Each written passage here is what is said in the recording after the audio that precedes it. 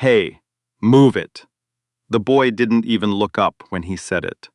He just walked straight toward the table where Imani Oduya was sitting, set his tray down hard enough to rattle the salt shaker, and stared at her like she was furniture that had been placed in the wrong room. Imani kept her hands folded around her coffee cup. She didn't move.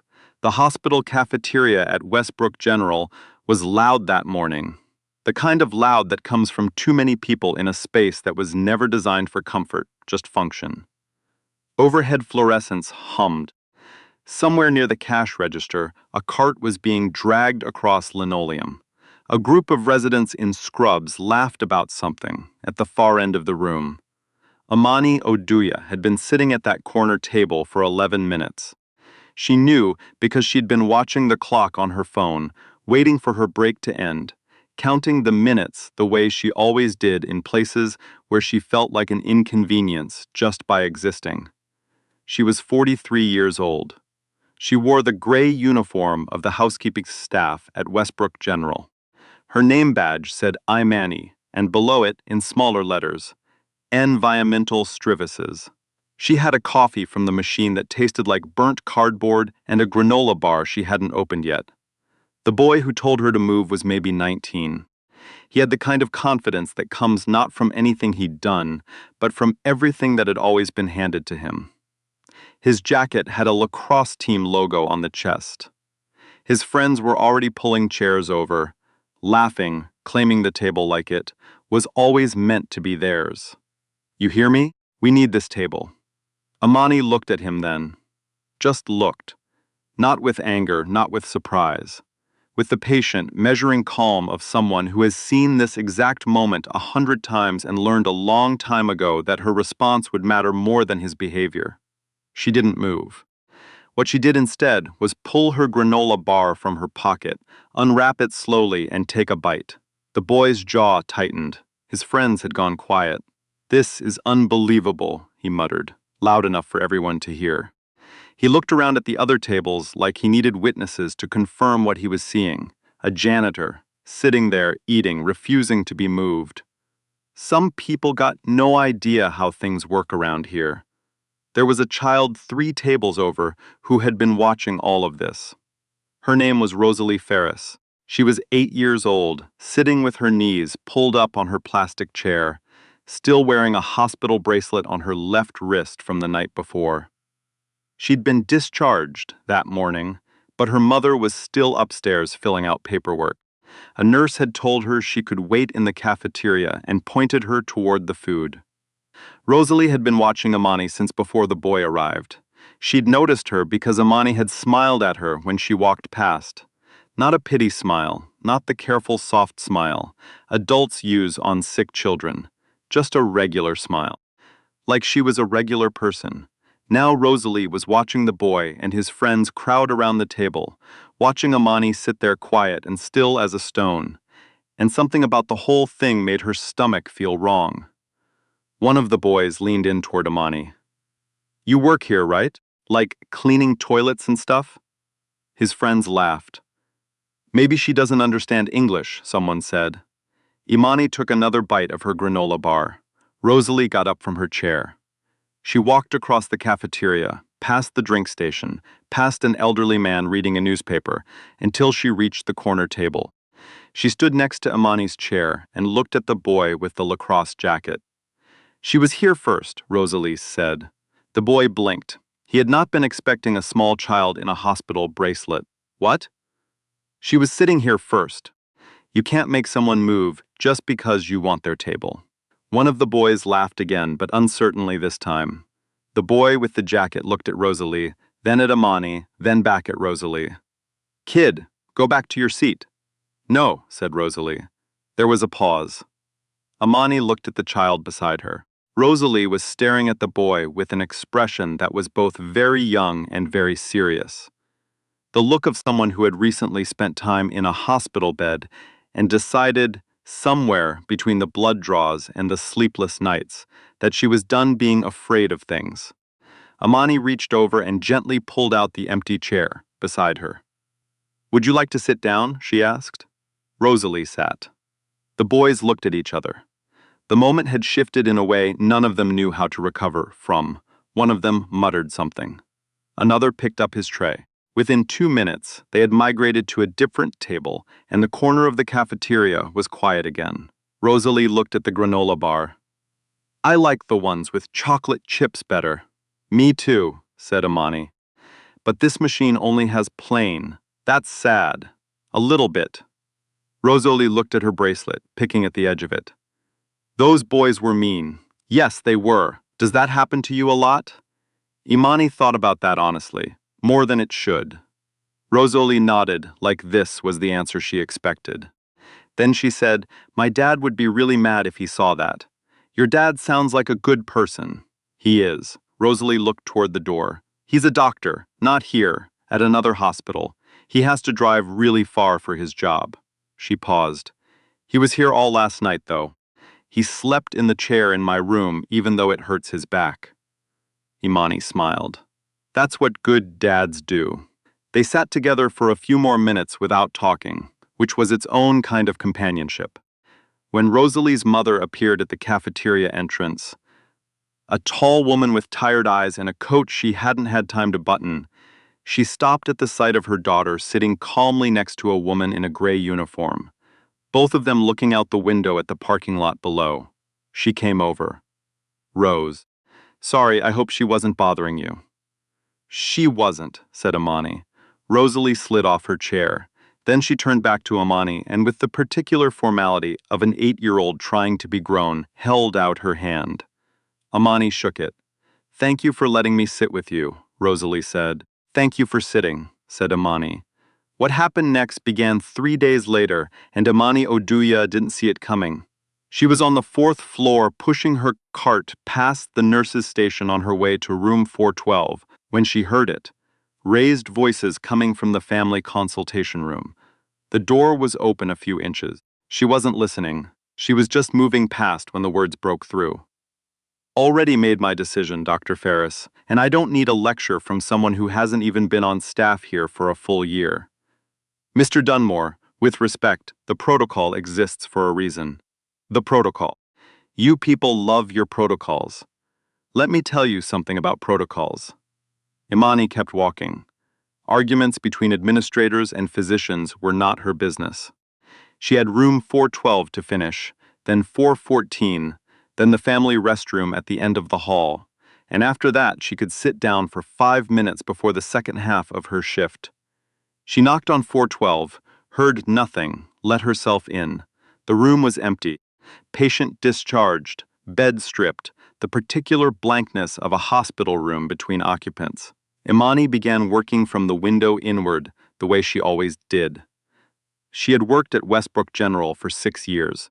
Before that, she'd worked at a research hospital in Baltimore for 4 years, and before that she'd spent 3 years in Liberia with a public health NGO doing sanitation systems work in rural clinics. She had a master's degree in public health from Johns Hopkins that she had never mentioned to anyone at Westbrook General.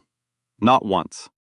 Not because she was ashamed of it, but because she'd learned a long time ago that when you tell people something they don't expect to be true, the discomfort it causes them becomes your problem to manage.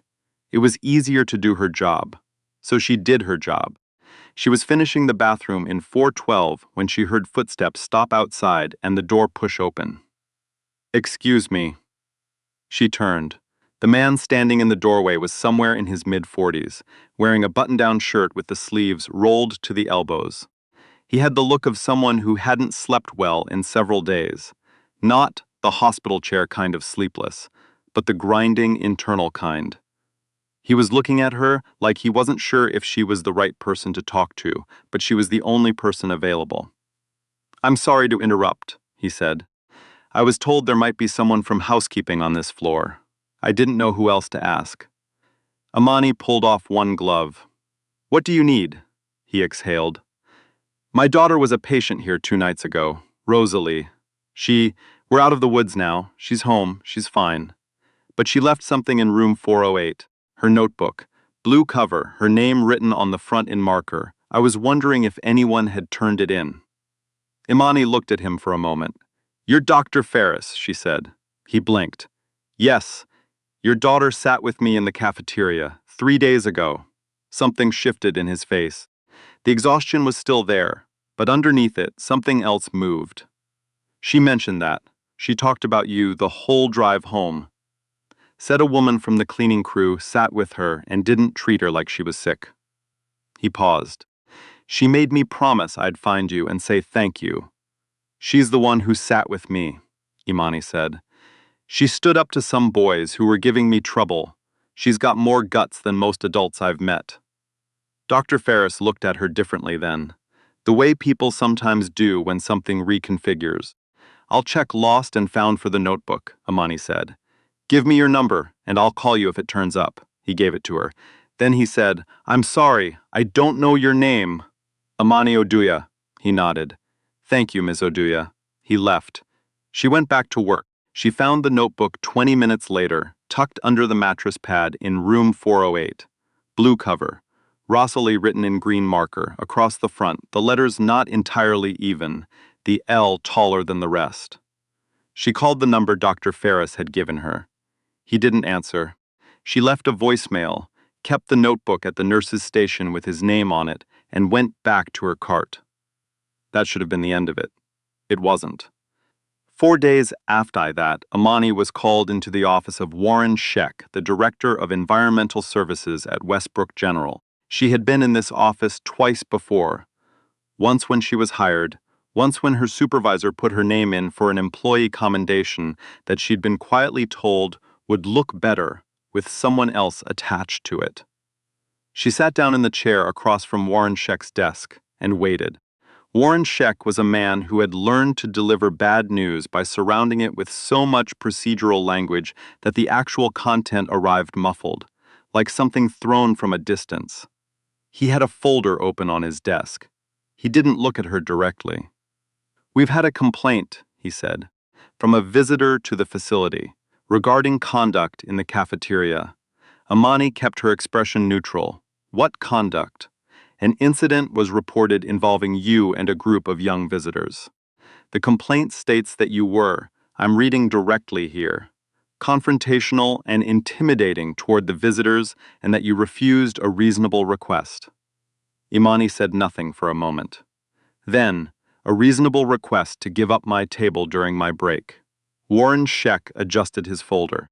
The complaint was filed by the family of one of the visitors. Their son indicated there was an altercation. There was no altercation. Oduya, I want to be fair to you, but we also have to take these things seriously. The visitors in question are connected to a significant donor family. The Dunmore family has contributed substantially to this hospital's capital campaign. And I understand, Imani said quietly. She did understand. She understood perfectly. We'll be placing a formal note in your file, Warren Scheck said, and I'll need you to sign an acknowledgement of the complaint. Going forward, we'd ask that you be particularly mindful of your interactions with patients' families and visitors. Imani looked at the folder, then at Warren Scheck. She thought about the boy with the lacrosse jacket. She thought about his friends laughing. She thought about Rosalie Ferris climbing off her chair and walking across the cafeteria and saying she was here first with the kind of matter-of-fact certainty that comes before the world has had time to teach you to be quiet. She signed the acknowledgement form. She went back to work. The note in her file would have been the end of it, a small injustice filed and forgotten, except that Westbrook General's 4th floor was being considered for a sanitation audit by the County Health Board, and someone in hospital administration had requested that environmental services do a preparatory review of cleaning protocols on that floor.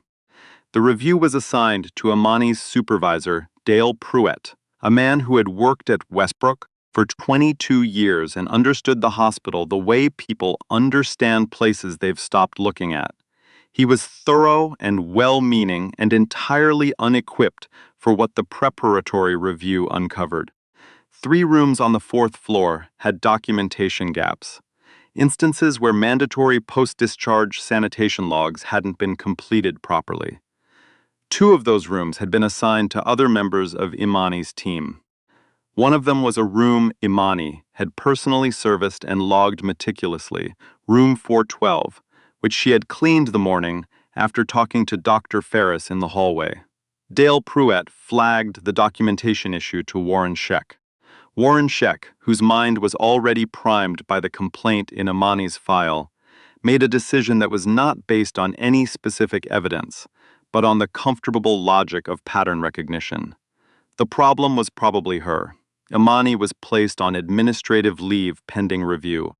She found out on a Thursday morning when she arrived for her shift and her badge wouldn't open the side entrance.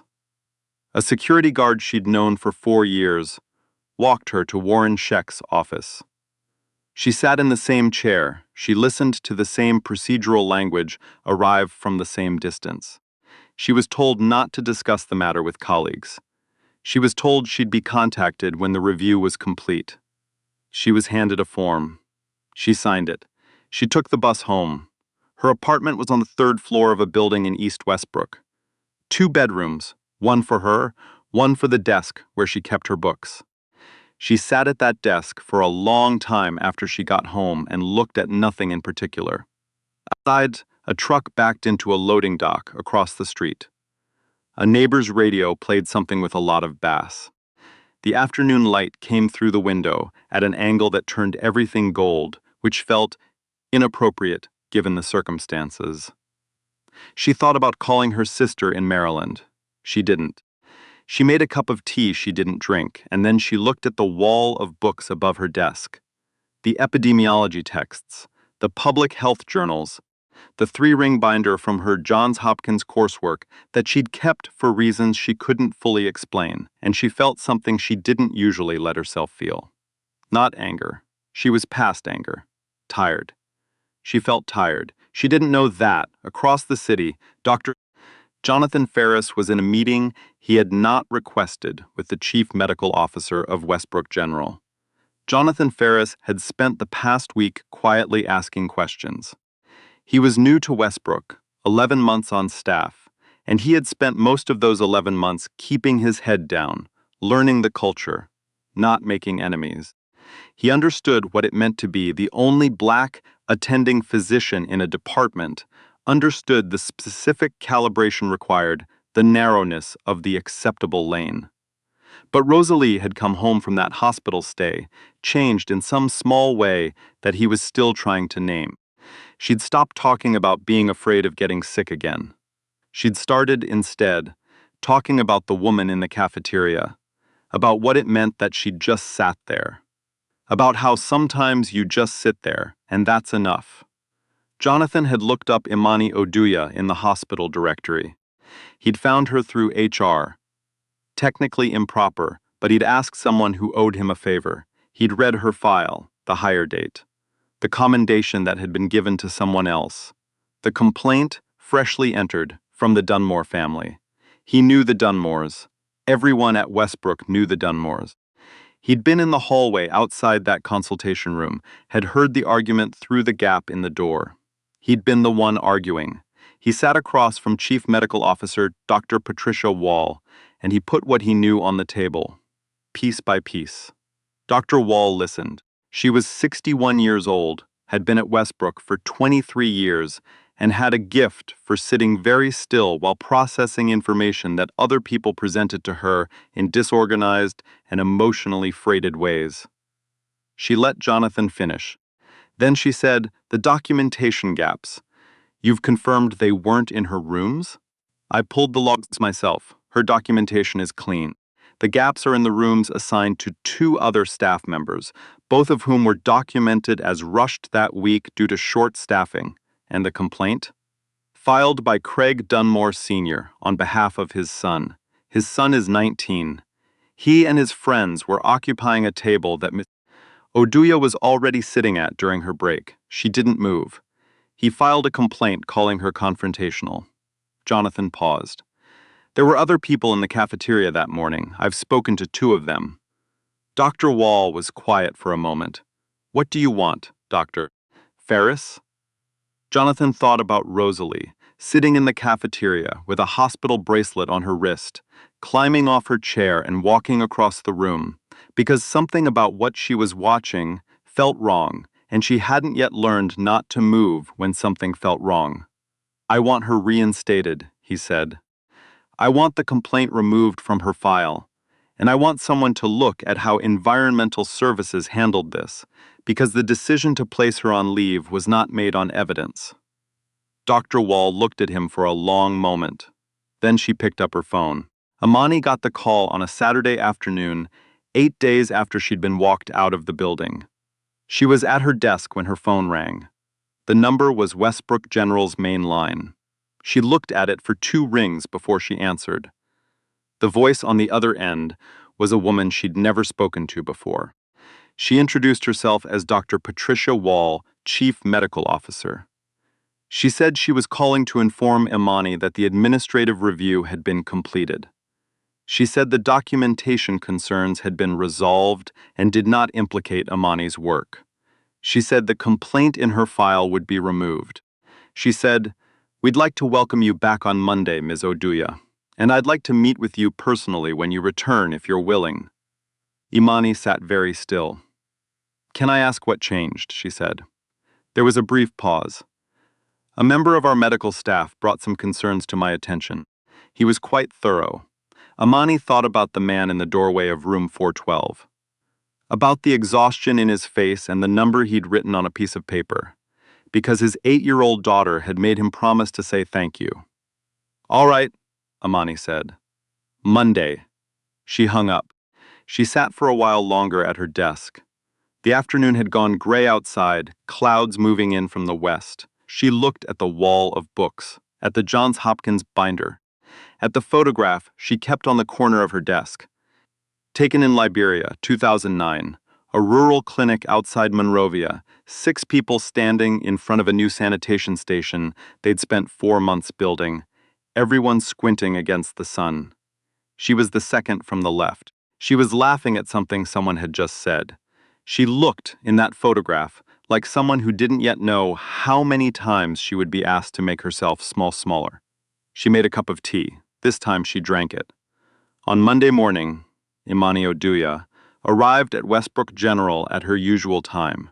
Her badge worked. The side entrance opened. The security guard who'd walked her out 8 days ago nodded at her from across the lobby. She nodded back. She changed into her uniform in the locker room.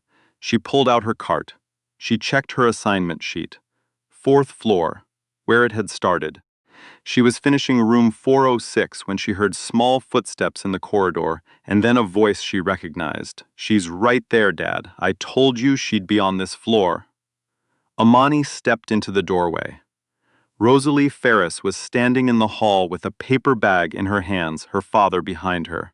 Rosalie was in regular clothes today. No hospital bracelet, no pallor. She looked like a child who had slept in her own bed for a week and eaten her regular meals. She looked, in other words, like herself. "I brought you something," Rosalie said. She held out the bag. "They have chocolate chip ones at the store near our house." Imani looked at the bag, then at Rosalie. Then, briefly, at Jonathan Ferris, who was watching his daughter with the expression of a man who has recently been reminded why he went into medicine in the first place. Imani took the bag. "Thank you, Rosalie," she said. "You're welcome." Rosalie studied her with frank 8-year-old appraisal. "Are you okay?" "My dad said something happened. Something happened," Imani agreed. "But it's sorted out now." Rosalie nodded. Then she said, with the irreversible logic of a child, "Good, because you shouldn't have to deal with people being unfair when you're just trying to do your job."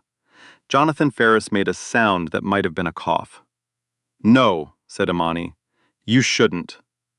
Rosalie looked satisfied.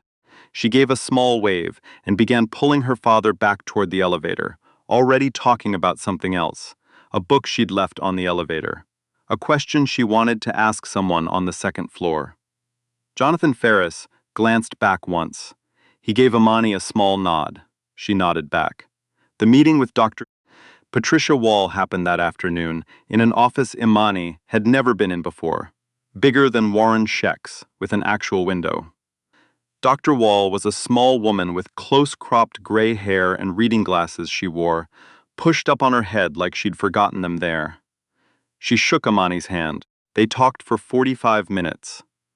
Dr. Wall asked about Imani's background, not in the cautious, leading way of someone who has been surprised and is trying to recover, in the direct way of someone who has already done the reading and wants to fill in what the paperwork doesn't say. Imani told her about Johns Hopkins, about Baltimore, about Liberia. Dr. Wall asked about the work in Liberia, specifically about the sanitation system's design, the kind of work that rural clinics with no infrastructure require. She asked good questions, technical questions, the kind that told Imani she had also spent time in that world. At the end of the meeting, Dr. Wall took off her glasses and set them on the desk. "We are planning to expand our environmental services training program," she said. "We've been looking for someone to develop the clinical sanitation component, something that goes beyond compliance, more toward best practice for infection control. It's a coordinator-level position. It would require some curriculum design and staff training." She paused. "Would that be something you'd consider?" Imani looked at her. She thought about 6 years of gray uniform and burnt cardboard coffee. She thought about Warren Scheck's folder and procedural language and forms to sign. She thought about the commendation with someone else's name attached to it. She thought about the photograph in Liberia, the sanitation station, 6 people squinting into the sun. "Yes," she said, "I'd consider it." The granola bars were still there, in the hospital cafeteria machine on the ground floor. Plain ones, the same as always. Imani saw them every morning when she went on break. She bought one most days, ate it at the corner table, the one by the window, where the light came in from the east in the morning. Sometimes she thought about Rosalie, walking across a cafeteria with a hospital bracelet on her wrist and something in her expression that hadn't yet learned to doubt itself. The simple certainty that if something is unfair, you say so, and you sit down next to the person it's being done to, and you stay. It was a small thing. It was the kind of small thing that changes the weather in a room. Imani unwrapped her granola bar, looked out at the parking lot, and drank her coffee. It still tasted like burnt cardboard. But the table was hers, and she wasn't moving.